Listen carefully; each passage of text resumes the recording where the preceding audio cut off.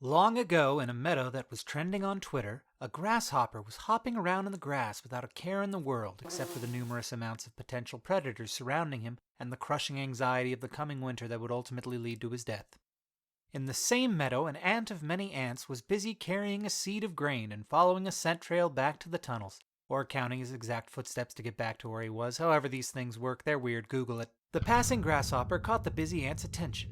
Why was he so eager to jump and play when he should hurry and prepare for the long winter by storing food and building shelter? The grasshopper saw no need for such preparation, however, since he had no infrastructure to gather food or build shelter with, and was far too concerned with making it to the following morning to worry about something as far away as the long winter. He himself wondered why the ant was so focused on his work and the trail in front of him when there was a whole world of things around him that could kill him.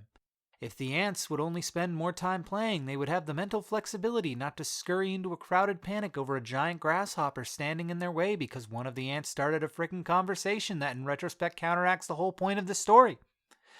Anyway, the ant answered the question that came up before that tangent by reminding the grasshopper that even this line of dozens of ants being scattered and potentially killed won't matter in the long run, because they are only a small fraction of the colony, and supporting that infrastructure so it can survive another year is far more valuable to him than the personal survival gained by a mentally stimulated condition.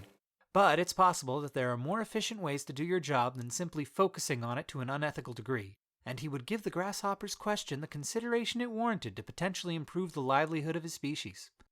The grasshopper was graciously pleased with the flattery of that response, and also took the ant's initial perspective to heart, imagining the efficiency of an organized group of grasshoppers swarming the fields, eating everything in sight, and creating an apocalyptic scenario.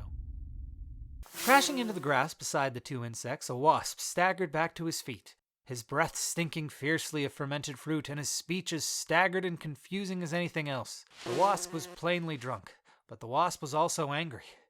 He worked his thorax off for the colony, and they canned him the moment the project was finished.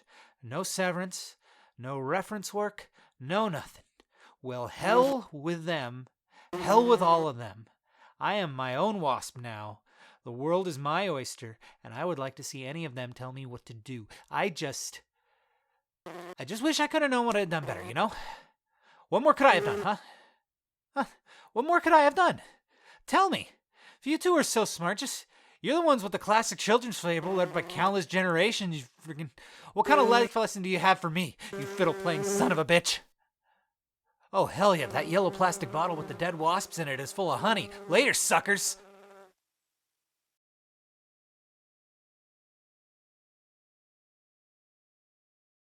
Now, man giant!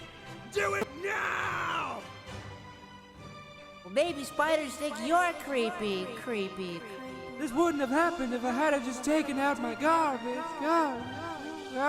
It's a living, breathing creature.